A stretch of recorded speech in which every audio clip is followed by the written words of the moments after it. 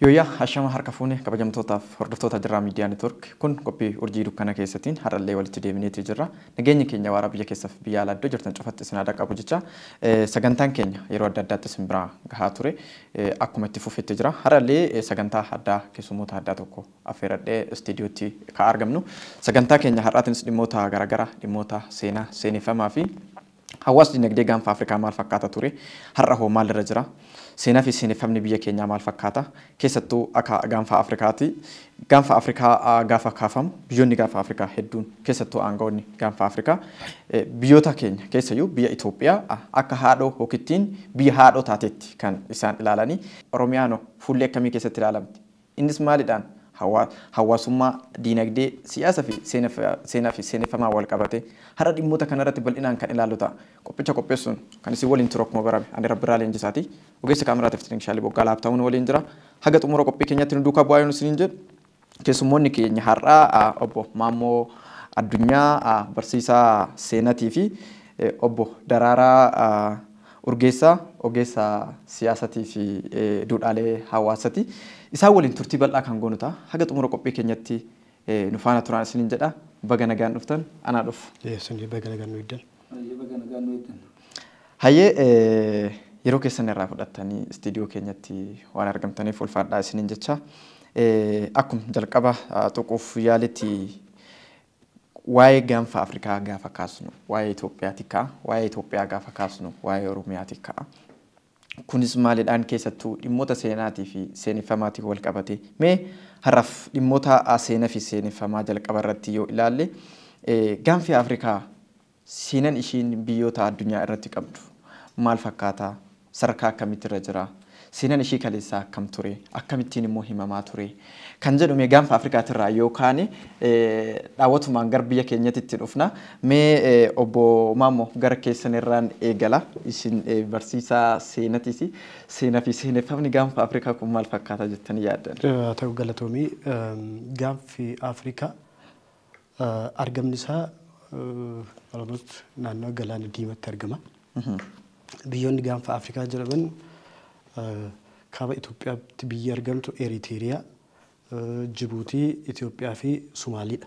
Biyyoota kanneen arfanii kan gaanfa Afrikaa kana ijaaranii iddoo itti biyyoonni addunyaa hedduu isaanii xiyyeeffannoo guddaa gama diinagdeetiinis gama siyaasatiinis itti laatanidha waan ta'eef iddoon kun baay'inaan kan ittiin beekamu iddoo itti nagaa fi tasgabbiin itti dhabamu, iddoo itti sabaaf sablammiin, iddoo itti wal dhabdeewwan daangaa amantaa fi kanneen biroo baay'inaan itti ka'anidha. Haala yerootiin wal qabatee gaanfi Afrikaa argama isaatirraa kan ka'e biyyoonni humna qabeeyyiin biyyoonni diinagdeedhaa fi siyaasan gurguddoo ta'an iddoo xiyyeeffannoo guddaa itti laatan. Biyya kana keessatti naannoo kana keessatti Itoophiyaan baay'ina uummataatiinis diinagdeedhaanis kanneen caaltee argamti. Itoophiyaa keessatti sabni Oromoo hin jira. Sabni Oromoo sila biyyoonni kaasan hin jiru. Kana jechuun Eritiriyaa, Itoophiyaa, Jibuutii, Somaalee biyyoonni arfan kunneen gahee guddaa qabu. Nagaa fi tasgabbii diinagdee isaaniitis siyaasa isaaniitis guddisanii dorgomaa ta'uuf gahee guddaa qabu. Garuu iddoon isaan itti argaman kun haala argama isaanii kanarratti hundaa'ee barbaachisummaa naannoo kanatti irratti hundaa'ee waan hojjechuu qaban hin hojjenne. Sababiiwwan hedduutu jiru. Sababii wal dhabdee daangatu jira. Sababii walitti bu'iinsa sabaaf sablammii hedduutu jira. Rakkoon kun waggoota hedduudhaaf dhalootaa dhalootatti darbee nagaa fi tasgabbii gaanfa Afrikaa kana dhabamsiiseera. Nagaa fi tasgabbiin hin jiru taanaan diinagdeen guddachuu hin danda'amu. Dhageettillee hin dhabu. Keessa gaanfi Afrikaa kun keessayyuu jaarraa 15ffaa 16ffaa irraa eegale. Akka Ottoman Turkii fi Poorchugaal iddoo kan istiraatejik ta'uusaa waan beekaniif yeroo wal dhabdeen kiristaanaa fi musliima turittillee harka isaanii keessa galfatanii ture. Erga sanirraa eegalee istiin hanga har'aatitti biyyoonni abbaa dhimmaa ta'an amma kaasanii arfan osoo fayyadamaan ta'in biyyoonni iddoo fageenya irra jiran iddoo kanarratti ga'ee isaanii ba'achaa jiru. Kanaaf keessayyuu Itoophiyaan keessayyuu Oromoon uummanni baay'ee sabni baay'een kun hojii hojjechuu qaba. Uummanni Oromoo kophaa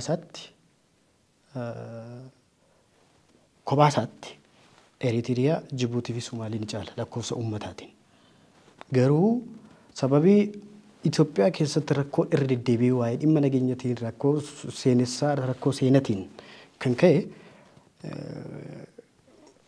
dhalootaa dhalootatti kan darbu hojii gaarii osoo hin taane waldhabdee siyaasaa, waldhabdee seenaa tu baay'ata waan ta'eef waa'ee dhimma gaanfa Afrikaatti wal qabatee guddeetti deemuu dandeenya. Mee dhimmoota gaafa Afrikaa gaafa kaasnu waa'ee biyya keenyaa kaasuun hin nafatu akkuma jalqaba kaase keessattuu biyyi Itoophiyaa biyya sabaaf sablammii hedduu qabdu aadaa afaan duudhaa fi eenyummaa hedduudha kan isheen qabdu akkuma baay'ina saba hedduu qabdu sana wal qabatee biyyoota gaanfa Afrikaa keessatti biyyoonni Itoophiyaa hin geenne Itoophiyaadhaa miti baay'inaan Oromiyaa iyyuu hin geenne baay'ina hawaasa isaa qofa osoo hin taane riisorsiiwwan diinagdeedhaaf inni uumamaan qabu iyyuu karaa diinagdees yoo ilaalle biyya keenya biyyuma tokko Oromiyaa yoo fakkeenya fudhanne akkuma amma obbo Maammoon kaasan Eertiraa fi Sumaalee Jibuutii akka fakkeenyatti kan isaan kaasanii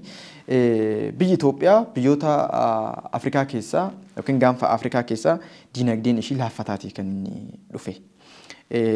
Diinagdeen Itoophiyaa keessaa diinagdeen Oromoo daraan laafaati kan inni dhufe waggoota muraasa as keessayyuu diinagdeen baay'ee gabbu'aati kan inni dhufe. Mee sababni guddaan biyyoota gaanfa Afrikaa keessatti diinagdeen biyya keenya gabbu'aa dhufeef maali jettee yaadda? Rakkoo cimaan wanti kun waan har'a uumamee miti. Darbaa dabarsaadhaan waan har'a ga'eedha. Jaarraa dhibba meeqa lakkoofseera wantichi. Seenaa wal jalaa hatuu jira. Seenaa wal jalaa hatuu jira. Maal dhibdii fi maal fiddiidhaan seenumti barraa turellee akka biyya kanaatti yoo ilaalle ta'e akkuma obbo Maammoon kaase waa'ee gaanfa Afrikaatirraa kaanee gara biyya Itoophiyaatti dhufne Itoophiyaa keessatti wanti raawwatamaa ture waan har'aa kan odoon taane kaleessumaa qabee waan darbaa dabarsaadhaan as ga'eedha. Seenaa wal jalaa hatuu jira. Seenaa jal'isanii barreessuu jira. Waan hawaasa kana mufachiisu, waan hawaasa kana walitti buusu, waan tokko ol kaasee tokko immoo gadi buusu wanti raawwatamaa ture jechuudha. Mootummoolee darbarraa ka'ee jechuudha.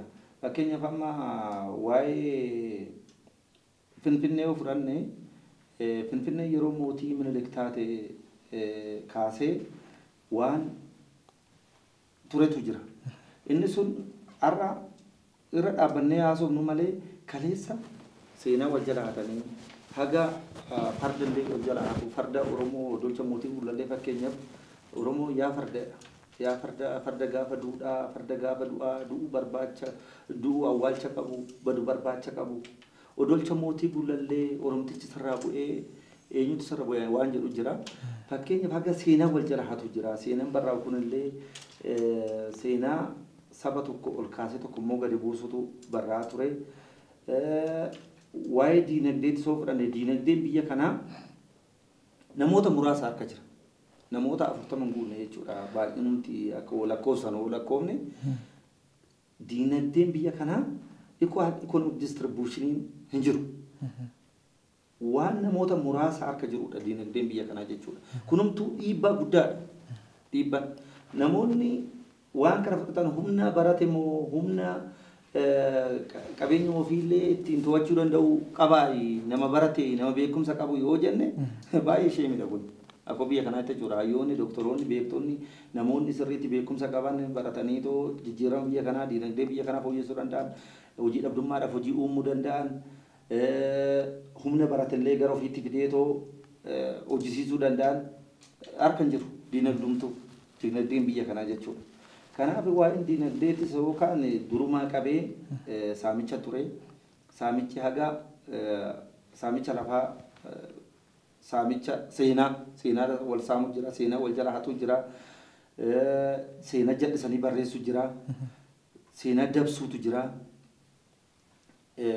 hawaasa xiqqeessutu jira, waan akkasiitti ture. Kuni waan har'a uumamee biti. Kun immoo seenaan kalee jal'ate sun, seenaan kalee dabe sun har'allee hinam. Har'allee dhiibbaa guddaa geessaa jira jechuudha. Innumti kaleessaa sun. Innumti kalee dabe sun har'a dhaloota irratti dhiibbaa geessaa jira wanti sun. Mee kaleessa keessattuu biyyoota gaanfa Afrikaa keessaa Itoophiyaan biyyoota kolonii jalan galle keessaa ishee takka. Seenaa kaleessaa keessatti Itoophiyaan karaa waraanas ta'ee karaa kamiyyuu Afrikaa keessatti maqaa gaarii fi iddoo gaariidha kan isheen qabdu. Seenaa kalee eboo fi fardaan injifattee faranjiin kalee eboo fi gaachana fardaan injifatamuu dadhabde har'a immoo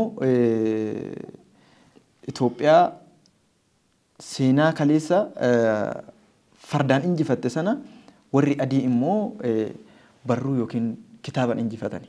Keessattuu biyyoota gaanfa Afrikaa yoo fakkeenya fudhanne karaa diinagdees, karaa teekinooloojiis, karaa hundumayyuu sammuu biyyoota baha Afrikaa kana to'ataniitii jiran. Keessumaa walumaa gala biyyoota Afrikaa yoo fudhanne to'atanii jiran. Maaliidhaan to'atanii? Saayikooloojikaalii to'atanii jiranii jechuudha.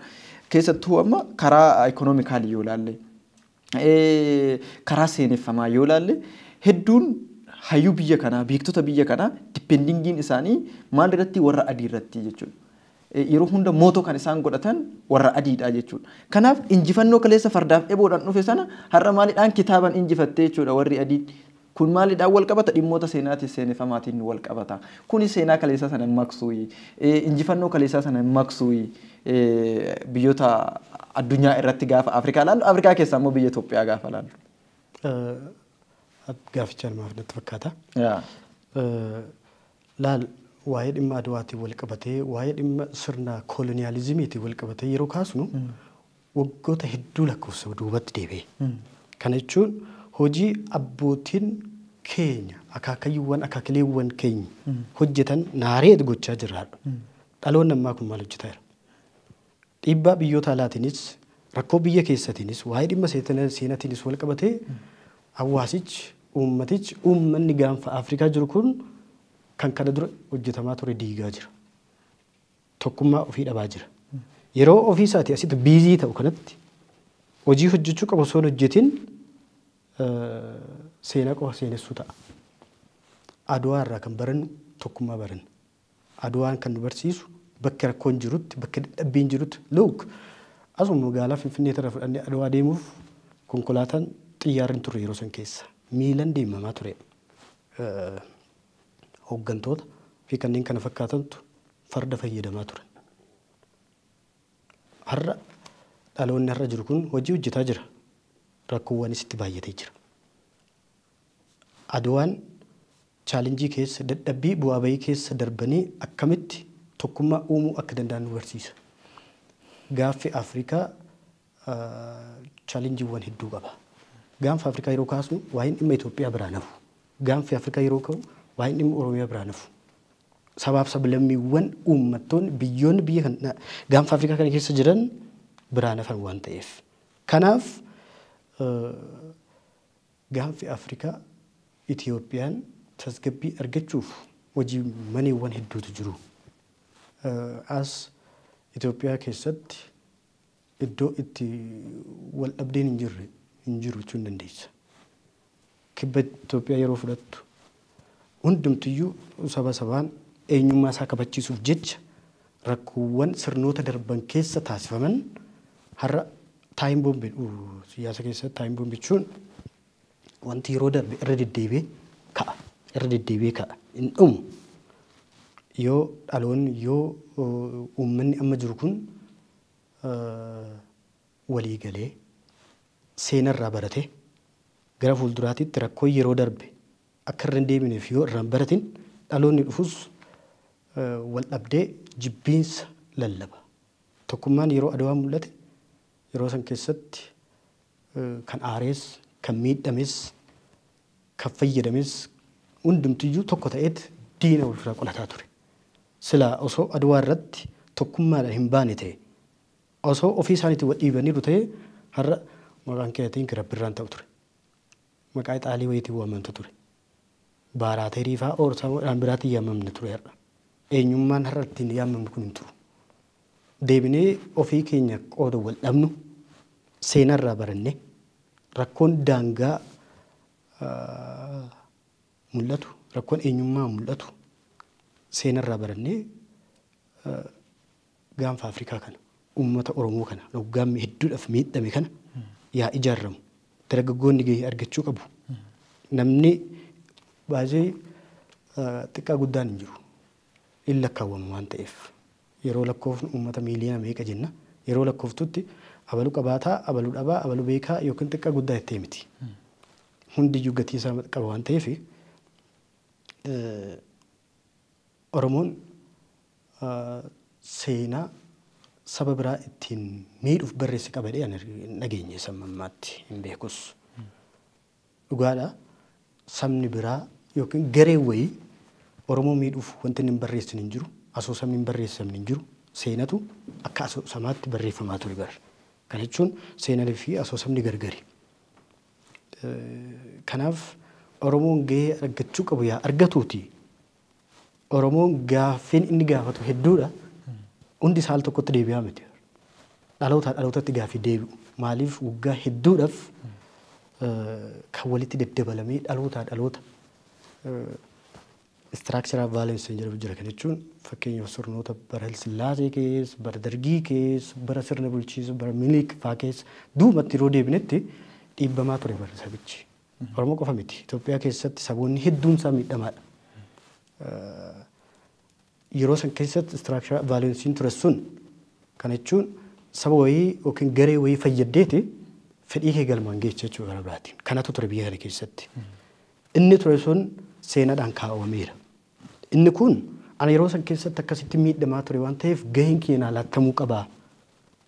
Jiree yeroo gaafatutti lakkii ati miidhamneeti kan sin malle gaafachaa jirta dheeti kan rakkoon dhufaa jiru. Daangaan kun iddoon kun kan kootee dheetan gaafachaa jiru. Lakkii kun kan keeti kanaaf wal dhabdee biyya keessatti mul'achaa jiru. Itoophiyaa miidhaa jiru kun diinagdee ishiitiin siyaasa biyya kanaa miidhaa jiru kun gaanfa Afrikaa nagaaf tasgabbii dhorkaa jira. Gaafa Oromoon tasgabbii argate gaafa Oromoon nagaa argate Itoophiyaa tokkummeessa. Itoophiyaan nagaa argatti gaafa Itoophiyaan nagaa argatti gaanfi Afrikaa nagaadha. Mee dhimmootuma seenaatiif seeneffama kanaatiin wal qabatee rakkoolee uumaan amma biyya keenya keessattuu gaanfa Afrikaa keessatti mul'achaa jiru kun maddi isaa seenaa fi seeneffama fakkaata. Kana yoon jedhu gara jaarraa 16ffaa yoo si deebisu amma jaarraa 16ffaa keessatti Oromoon asuma Oromoodhuma biyyuma Itoophiyaa yoo fakkeenya sii fudhe Oromoon akka Amaaraa miidhetti kan warri Amaaraa kaasan akka gosaatitti jechuudha. Kun maayidhaa wal qabata dhimmoota seenaatii fi seeneffamaa wal qabata. Jaarraaliiwwan Oromoon Gondarii fi Gojjam bulchaa ture keessatti Oromoon akka dhiibbaa sanyummaa saba sanarraa hin ga'eetitti kan kaafamaatii ture seenaa keessatti. Gara Oromootti immoo gaafa dhuftu jaarraa 16ffaa keessa Oromoon saba sana miidhe osoo hin taane lafa keenya deeffachuudhaaf daangaa keenya kabachiifachuudhaaf lafa kaleessa nurraa fudhatame deeffachuudhaaf qabsoofne malee nuti akka sabummaatti dhiibbaa nuti qaqqabsisne hin jiru jedha. Kanuma wal qabatee ka gaanfa Afrikaatti illee gaafa laallu seenaa fi seeneffamoota keessatti yeroo kaasnu fakkeenyaaf yakkoonni kaleessa Minilik hojjetee jira. Yakkoota sirni Dargii hojjeteetu jira. Yakkoota sirni Hayilasillaasee hojjeteetu jira. Yakkoota isaan hojjetan qofa osoo hin taane gaarii isaan hojjetan illee hin kaafamu. Yeroo baay'ee biyyoota gaanfa Afrikaa kana keessatti yoo fakkeenya fudhattu mootonni kaleessaa sabni kaleessa mootiin saba sana sabni isaa akka mootii sanaatitti gaarummaa isaati kan inni kaasu kan inni barreessu kan inni seenessu. Faallan saba sanaa immoo yookiin faallan mootii yeroo sanaa saba mootii yeroo sanaa rakkooleewwanii fi dhiibbaaleewwan inni yeroo sana qaqqabsiise kan inni kaasan. Fakkeenyaaf akka fakkeenyatti biyya Itoophiyaa yoo fakkeenya as deebi'ee si fudhu yakkoota Minilik raawwate hin kaafamu. Garuu gaarii Minilik hojjete hin kaafamu. Kan jechuun walitti bu'iinsa waliin jireenya sabaaf sablammiitii fi waliin jireenya gaanfa Afrikaa kana keessatti dhiibbaa uumaa jechuudha. Kana yoo isin jedhu biyya Itoophiyaa keessa qofatu osoo hin taane gaanfa Afrikaa biyyoota hedduu irratti wantoonni akkanaa kan mul'atu. Kuni rakkooleewwan har'a biyya gaanfa Afrikaa mudachaa jiru kanaaf sababan ta'uu. Wanti kun hoo akkamittiin sirrataa? Akkam ta'uudha qaba? Dhaloonni har'aa jiru kun hoo maal hojjechaa jira gaanfa Afrikaa keessatti? Gaafa waan kana kaasnu sirnaa fi siyaasa gaafa kaasnu dhimmi diinagdee, dhimmi hawaasummaa, dhimmi aadaa, dhimmi eenyummaa duuka ka'a waan ta'eef. San dura garuu nagaaf tasgabbiidha kan dursu. Nagaaf tasgabbii keessatti immoo dhimmi seenaatii fi seeneffamaa iddoo guddaadha kan inni qabu. Kanaaf waan kanaati akkamitti ilaalta? Dhimmi kuni akkuma dura kaase waan irra uumame miti. Namni seenaa barreessu baay'eedha. Kan seenaa dubbisus kan dubbatus baay'eedha. Kan seenaa hojjetu nama muraasa. Amma isa seenaa hojjetu sani kan barbaadamu. Isa seenaa kalee odeessu miti. Kalee akkas turree kalee akkas ta'ee waan akkasiin kalee sun as hin deebi'u. Isa kalee irraa barannee anarraatti irra dhaabbannee isa boruutu maal ta'uu qaba? Dhaloonni kun akkamitti jijjiiramuu qaba? Beeveraalchee yookaan immoo attituudiin dhaloota ammaa kanaa jenereeshinii ammaa kanaa akkamitti jijjiiramuu qaba? Kaleessa miidhamne irra'ee miidhamne lafee hedduutu itti cabee aarsa hedduutu itti kaffalamee qabeenya hedduutu itti qisaasa'ee akka biyya kanaa itti saayikoo keenya illee itti miidhameera akka uummata Oromoo itti fudhannee jechuudha biyya kana keessatti yoo ilaalla ta'e. Haa ta'u malee garuu amma isa kaleetirraa barannee ta'u isa har'aatirra immoo dhaabbannee boruutiif furmaanni maal ta'uu qaba? Garamitti deemuu qabna? Akkamitti dhaloota kana qaruu qabna? Jijjiiruu qabna? Barsiisuu qabna? Kan jedhu irratti xiyyeeffannoo kennamee hojjetamuu qaba. Hayyoonni keenya illee beektonni illee maanguddoonni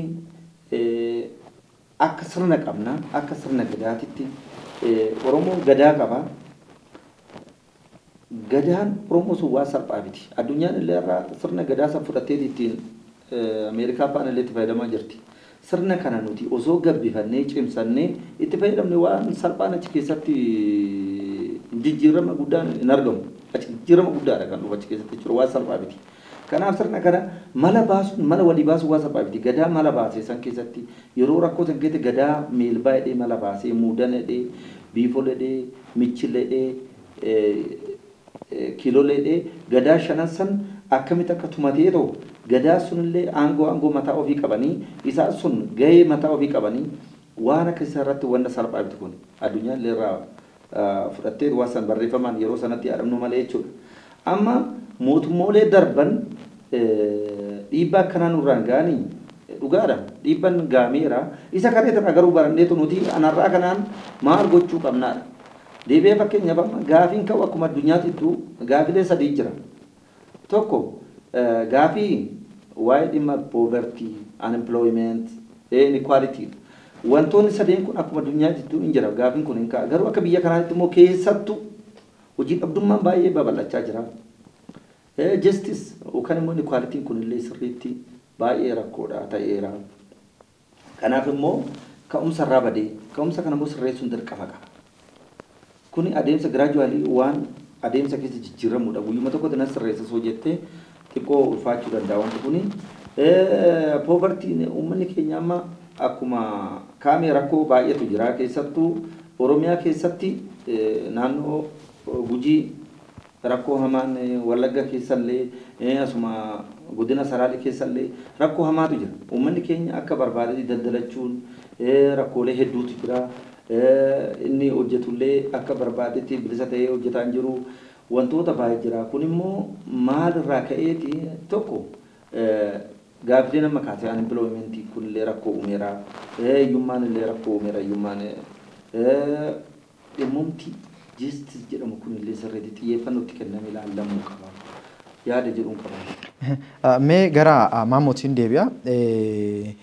Waa'ee dhuma dhimmoota seenaatiif seeneffamaatiin wal qabatee seenaa fi seeneffamni Itoophiyaa keessattuu akkaataan Itoophiyaan sablammii hedduu hammattee osoo jirtu baroota darban keessa jaarraa tokko ol yeroo lakkoofsa keessatti akkaataan ishiin itti addunyaatti seenaa Itoophiyaa seenessite iddoo gariitti sirrii hin fakkaatu. Sirrii hin fakkaatu wantiin jedhee kaasee fi yeroo isaan itti saba tokko keessa saboota kaan keessa luqqisuudhaan sabni kun saba nama nyaatu sabni kun saba akkaataan itti saboota garee bineensatti illee ramadanii isaan kaasantu jira.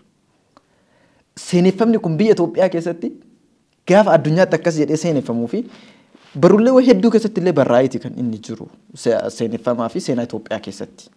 Kanaaf kuni rakkooleewwan har'a biyya Itoophiyaa mudatan kana gaanfa Afrikaa keessaa sababa jettee hin yaaddu rakkoon kun hoo haga yoomititti seenaa fi seeneffamni kun jallatee kaafu haga yoomititti kanaafuu eenyutu sirreessuu danda'uu qaba kan jedhuun wal qabsiisiti waan muraasan. Dhuguma rakkoo biyyattii kana rakkisaa jiru keessaa inni tokko seenadha. Seenaan gahee leencaa qaba. Keessaayyuu seenessi waa'ee dhimma Oromootiin wal qabatee qaamni dhimmi Oromoo inni ilaallatiin barreessaa ture. Oromoo fi Itoophiyaa waggaa hedduu miidhara. Oromoon miidhameera taanan, Oromoon ganameera taanan biyyattiin nagaan argattu. Keessa bara 1993 Abbaa Baharee seenaa Oromoo keessatti nama gahee guddaa qabu. Gaarummaa isaati osoo hin taane rakkoo seenaa akka seenaa yeroo barreeffamu wal duraa duuba mataa isaa danda'e qaba bara. Kana jechuun bara sirnoota darban keessa jedhani seenaan yeroo barreeffamu kiroonoolikarii warra jedhamatu jiru. Kana jechuun moototiitu warra isa waliin deemanii oolmaa guyyaa mootii barreessantu jiru. Guyyaa guutuu hin barreeffamaa mootiin abaluu akkas kana barreessee kana taasisee jedhanii barreessanii galgala oolmaa isaanii qaama barreessanii dubbifama.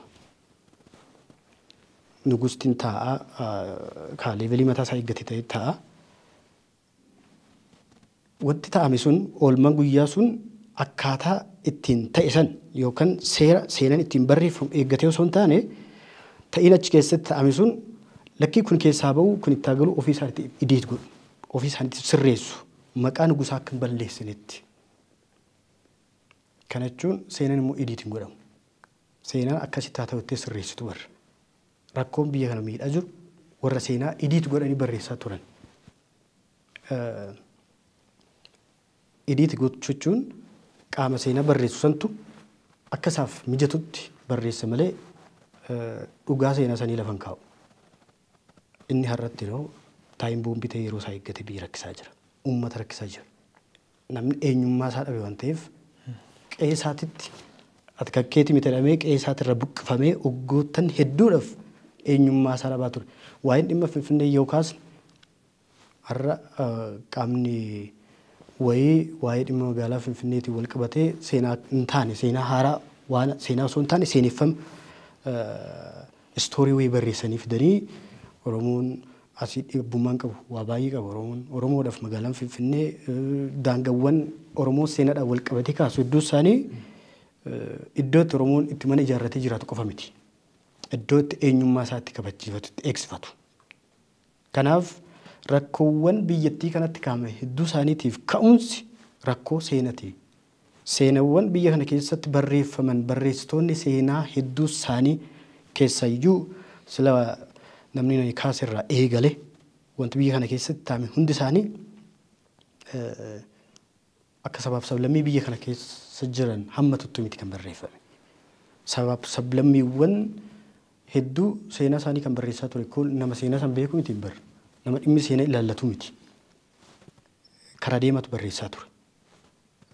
Biyyoonni Awurooppaa, biyyoonni biraa waa'ee seenaa Itoophiyaa dubbisuuf, waa'ee seenaa Itoophiyaa, haala teessuma Itoophiyaa, haala aadaa eenyummaa saba kanaa barreessuuf biyya kana keessa jiran barreessuuf gaafa gara kana dhufan warri gaayidaansii, warri karaa agarsiisaa turan, warra mootota yeroo san keessa turan.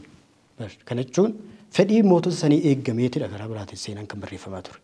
Kanaaf Oromoon dhiibbaa hedduutu irra ga'e. Garuu seenuma durii irratti qabamnee hafnee irra taanan hojii hojjechuu qabdu osoo hin hojjetin dhaloota dhufuuf wal dhabdee dhaloota dhufuuf jibbiinsa dabarsaa deemna waan ta'eef iddoo argachuu qaba. hojii hojjechuu qaba Oromoon. Waa hedduu hojjechuu danda'a. Sila kanan kaaseef waan biraa miti. Jibuutiin irra uummata miiliyoona 2 guunne hin birre. Kana jechuun uummanni miiliyoona 2 dhageettii Jibuutiin qabduu fi dhageettii Oromoon qabu gaafa wal bira qabnee ilaallu beekamaadha hundi keenya iyyuu. Kana jechuun akka addunyaatitti Jibuutiin dhageettiin isheen haala teessuma ishee qofa miti. Waa baay'eetu jira waan ta'eef Oromoon yaa tokkummaa. Seenaa irratti qabamnee hafuu hin qabnudha. Mee dhimmoota seenatiif seeneffamaatiin wal qabatee akkuma jalqaba kaasaa turre waa'een gaafa Afrikaa gaafa kaasnu waa'ee Itoophiyaa kaasnu hin hafu jennee kaasaa kan nuti turre mee gara Itoophiyaatti isin deebisa. Gara Itoophiyaatti gaafa isin deebisu seenaa fi seeneffama Itoophiyaa gaafa kaasu seenaa fi seeneffama Oromiyaa yookiin Oromootaa Oromoo wal qabsiisee isin kaasa. Maaliif jennaan dhibbeentaa 50 ol biyya kana keessatti baay'ina uummataas ta'ee baay'ina waan hundaa qabatee baay'ina lafaa bal'ina lafaa dabalatee waan hunda qabatee ka jiru Oromoodha. Garuu sabni bal'aan kun baroota darban keessattuu jaarraaleewwan darban keessatti seenaan isaa akka hin taanetti biyya Itoophiyaa kana keessatti kan inni kaafamaatii ture. Keessattuu biyyoonni addunyaa hedduun riisarcharoonni jajjaboo warri jedhamanii yaamaman.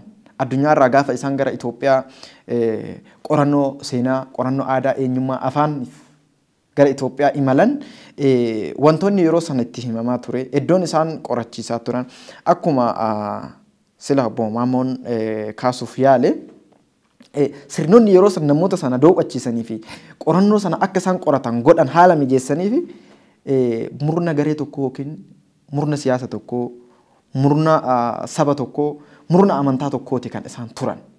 Seenaan biyya kana gaafan kaasu waa'ee seenaa Oromoo qofaa miti. Biyya sabaaf sablammii hedduu qabdu, afaan 80 ol dubbattu, biyya sabaaf sablammii sanyii gosa hedduu qabdudha. Kana keessaa afaan tokko, aadaan tokko, amantiin tokko addunyaa irratti akka beekamu, naannoon tokko qofti akka inni beeksifamu taasifamaati kan inni ture. Sun immoo har'a biyya Itoophiyaa kana keessatti kaleessas rakkoo gurguddaa dhalaatii ture, har'as rakkoo gurguddaa dhalaatii kan inni jiru. Oromiyaan Itoophiyaa keessaa akkuma jalqaba kaasuuf yaalaa turtan biyyoota gaanfa Afrikaa keessaa Eertiriyaa, Sumaalee, Jibuutii baay'ina uummataatinis bal'ina lafaatinis akka caaltu eenyumtu ka beekudha. Biyyi tuni sadarkaa diinagdee qofa osoo hin taane siyaasa hawaasummaan isaa daraan olaanaadha. Biyya dorgommiitti jirtudha. San keessatti gara Itoophiyaa gaafa dhufnu Itoophiyaan kaleessa sabaaf sablammii hedduu kan ishiin cunqursaa turte gar seenatiin wal qabate jechuudha. Seenaa jalatti akkuma jalqaba kaasuuf yaale waan hedduu hammatama waan ta'eef seenaa fi seeneffama Itoophiyaa sana keessatti sabni Oromoo daraan kan inni cunqurfamaa ture seenaa isaa addunyaatti akka hin taane kan inni lallabamaa ture. Har'a garuu maal fakkaata? Itoophiyaa keessatti seenaa fi seeneffamni Oromoo akkamittiin immoo himamaa jira? Kan jedhu raawwan muraasa akka nu kaastu mammaas ka tokkotu jira. Yoo abbaan iyyate ormi nama mirmataa waan jedhu tokko jira. Dhimmi kun maal ture seenaa isa kalee haasa'urraa isa maatirra dhaabbannee hamburuu yaa hojjennu kan jedhu kana isa kaleetirraa baranneerraa waa baay'ees agarreerraa gaarii biyyaraa isaa hubannee waan ta'eef amma jalqabu waa'ee Oromoo fudhanne Oromoon Afro-Ishaatik, Kushiitik, Afro-Ishaatik yaalatti Kushiitik, Semeetik, Mootik, ani janti Jibshaal Berber jedhee latinsumti dhufteen uummata Oromoo. Oromumti immoo latinsa isaa Kushiitik keessaa immoo Oromoon isa hangafaa. Isa keessaa Oromoon ilmaan lama qaba. Boorana Baarentuu, Booran hangafa Baarentuu Quxusuudha. Booran immoo akkasuma ilmaan lama qaba. Macaaf tuulamni sadeen jira. Maccis akkasumatti latinsaa Baarentuu immoo sikkoo maddoo latinsi isaa akkasumatti jira. Garuu amma waa'ee baay'ina uummataa uummanni Oromoo uummata miliyoona 50 ol yookaan immoo baay'ina uummata hammana gahu kana qabannee lafa hammana qabu kana qabannee qabeenya albuuda buna meetii maal qabeenyi baay'een Oromiyaa keessaa akka biyya kanaatittuu jechuudha diinagdeedhaan isa ta'e. Seenas immoo ta'e seenaa kaleessa jal'isanii barreessan seenatu sirreessa. Seena seenumatu deebisa. Inni kalee jal'atee daddabee barreessan dhaloonni ammaa kun immoo hayyoota beektota qabuun qoratee waan jiru sirreessee osoo nama biraan dhibin odoon dhiibin waan jiru kana qajeelchanii tolchanii sirreessanii karaatti deebisuun hin danda'ama. Yaada jedhuun qaba. Inni biraa waa'ee Oromoon uummata miliyoona ammanaa qabatee qabeenya kan lafa ammana ga'u kana qabatee maaliif dhiibamee kan jedhu itti yoo dhumne haala mijataan hin uumamne sirnoota darban keessatti.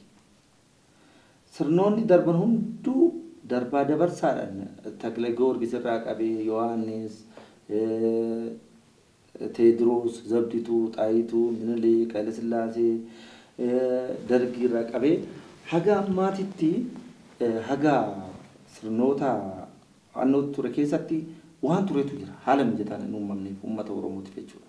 Uummanni Oromoo fakkeenyaaf bara naannoo bara 1953 waldaa Maccaaf Tuulamaa bifa Idiriitiin gaafa hundaa'u Oromoon aadaa isaa seenaa isaa duudhaa isaa dhuftee isaa eenyummaa isaa barsiifachuudhaaf bifa Idiriitiin waldaa san gaafa hundeessan bara 1955 keessaa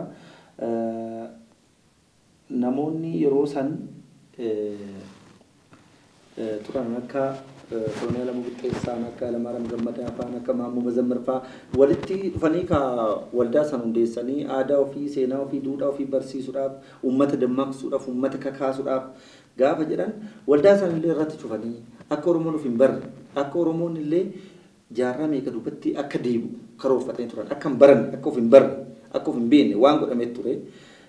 Agaa ani Oromoo ta'uu koollee akka of jibbuutitti waan jedhisanii seenaa barreessantu ture jechuudha.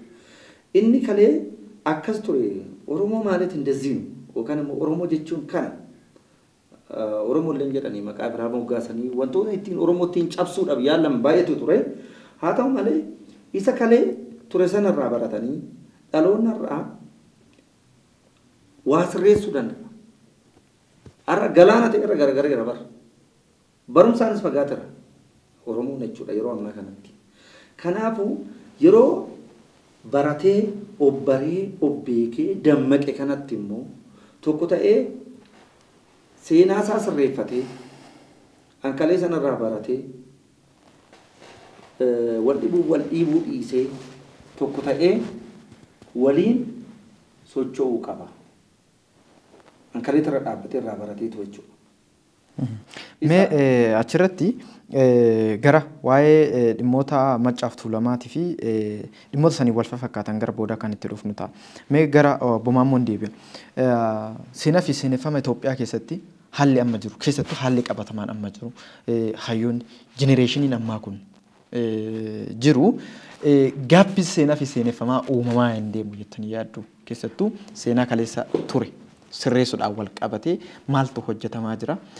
Haala amma qabatamaa amma jiruun immoo jenereeshin gaappii gidduutti yookiin dhaloota gidduutti gaappii seeneffamaa yookiin yaa'insi seeneffamaa kun hin uumamu jettanii yaaddu. Maaliifiin haala qabatamaa barruuleewwan amma barraa'aa jiran bifa aartiitiin biyyoota garaagaraatiin wantoonni dhalootaa dhalootatti karaa aadaatiinis ta'e karaa ammayyaatiin daddabarfamaa dhufee fi daddabarfamaa jiru kun jeneraal gaappii jenereeshinii gidduutti akka uumu agarsiisa. Maaliif jennaaniin wantoonni har'a barraa'an wantoonni bifa suur-sagaleetiin illee kaayaman hedduun isaa akkaataa siyaasa tokkoof ta'u yookiin akkaataa amantaa tokkoof ta'utti fireem ta'ee yookiin sarkilii tokko yookiin geengoo tokko keessa kaayameeti kan inni dhalootatti darbu kan dhaloonni illee wabeeffachaa jiru sani.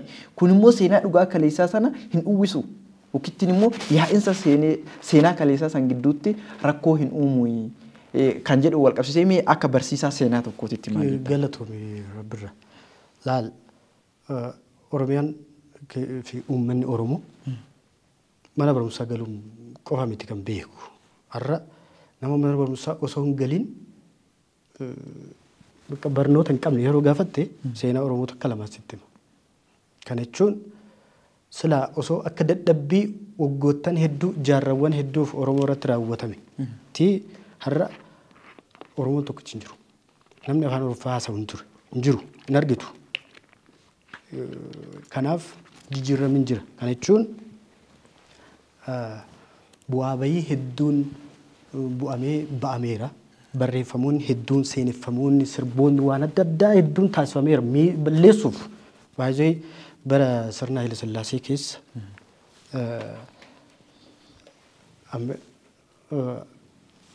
jira amma naannoo jennee yaamnu kun bulchiinsa fakkatti hojjetuuf jecha Itoophiyaan iddoo hedduutti qoqqoodamtee turte. Yeroo san keessatti naannoleen Itoophiyaa keessatti qoqqoodaman akkaataa isaan afaan isaanii yookiin eenyummaa isaanii itti kabachiifatan osoo hin taane sabni kan biraa fi sabni kan biraa walitti mirji ta'eeti afaan tokko qofa akka dubbatutti aadaa tokko qofa amantaa tokko qofa akka hordofu taasisuuf ture yaalii yaalamin hin turre yaalii hedduutti yaalamaa ture dargeen sin dhufe waa baay'ee yaalamaa ture hambisuuf andinnati Itoophiyaa uumuuf jedhamee andinnatiin bar kan dhufu eenyummaa kan biraa irratti feeteetii miti bar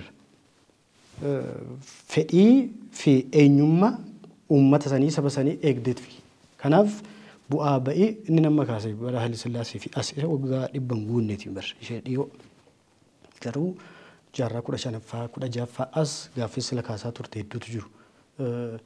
Maqaan taanetti laatuun eenyummaa Oromoo mulquun eenyummaa sabaaf sallammii Oromoo qofa miti. Maqaan Oromoof laattame kan Oromoon itti yaamamuu hin barbaadin kan Oromoo hin ibsin kan Oromoo hin ilaallanne waa hedduun barreeffameera kan saba biraatis hedduu har'aasota irra tarreessinee isa kaasuun hin barbaachisu. Waan akkasii kaasteef taanan jaraaf beeksisa hojjechaa fi jirta jechuudha karaa biraatiin. Kanaaf Oromoon kanneen kana keessa bahee har'a hojii hojjechaa jira bira. Ofirra darbee iddoo islaamma kaasaa turre gaanfa Afrikaa keessatti gaheen hojjetu hedduutu jiru. Afrikaa keessatti hojii hojjetu hedduutu jiru. Garuu ammas gaheen kun qofti gahaa miti. Seenaan jijjiiramaa jira. Akka diinni Oromoo irratti hojjetetti Oromoon hin cabne, hin awwaallamne, eenyummaa isaan badne bu'aa bahii hedduu keessa darbeera. Kanaaf seenaan jijjiiramaa jirachuu barbaadini. Kana jechuun rakkoon hin jiru jechuu miti bar. Rakkoo hedduu jira. Stiil ammas kan irratti wal dhabaa jirru waa baay'eetu jira. Kan seenaa balleessuus, kan seenaa jijjiiruus, kan biyya balleessuus, kan biyya jijjiiruus nama. Qabeenya ma barbaadde qabaadhu. Fakkeenyaaf Koongoo haa fudhannu. Koongoon the most richest qabeenya uumamaatiin. Qabeenya uumamaa addunyaa kanarra jirtu keessa elektirooniksii divaayisii keessatti chaarjii wanti ta'u baatiriidhaaf parsantii 85 kan dhiyeessu Koongoodhaan. Meeshaa waraanaa gatii isaanii qaalii ta'an kan biyyoonni muraasni qofa harkatti galfatanii qaban hojjechuuf Koongoo keessatti argaman meeshichi elementichi. Garuu Koongoon har'a maalirra jirti? Gaafa inni kaasu the poorest nation the poorest state in Africa ta'anii gaafa gaafattan Koongoo argattu. Kana jechuun uummata gabaay'ee qabaachuun qabeenya qabaachuu qofti balaarra nama hambisu. Koongoon rakkoo hedduudhaan wal dhabdee wal waraansa hedduu keessa jirti. As gaanfa Afrikaa kana keessa Oromiyaa keessas hin jiru. Oromoo keessa amma qeen itti boo'ichi hin jiru. Dirreen aanaan gandi dhiigni Oromoo itti dhangala'anii jira yaadon yeroo ammaa kana keessatti. Diina biyya alaatu daangaa ce'ee dhufee osoo hin taane ooma keenyaaf diina yerootti wal taanee keessa jirra. Kanaaf afaan tokkoon Oromoon goota jecha afaan biraatiin immoo gadda haasaa jira waan ta'eef Oromoon waliin dhageenya taanaan tokkummaa isaan ijaarre taanaan ofii wal diiga taanaan ofii yoo barbaade kun Oromoodha bariitu immoo yoo yaada faallaa wayii kaate bakka Oromoo ittiin akkasitti deemnee irra taanaan hin ta'u. Yaadni Oromoo yaada faallaa qabus Oromuma. Oromoon yaada barbaade qabus Oromuma. Sirna gadaa guddate waan ta'eef Oromoon. Kana jechuun sirni gadaa sirna diimokiraasiiti. Sirni diimokiraasii jechuun immoo yaada kee bilisummaadhaan akka ibsatu deeggara. Kanaaf wal dhabdeen Oromiyaa keessa jiru kun ka'umsa isaa seenadha. Rakkoo seenaa qabna. Seenaan nu madeesseera. Bakka gahuu qabnu hanga argachuu qabnu. Hanga biyya kanaaf kontribiut goonu argachaa hin jirru. Har'a hojii dhabaa hedduutu jira bar.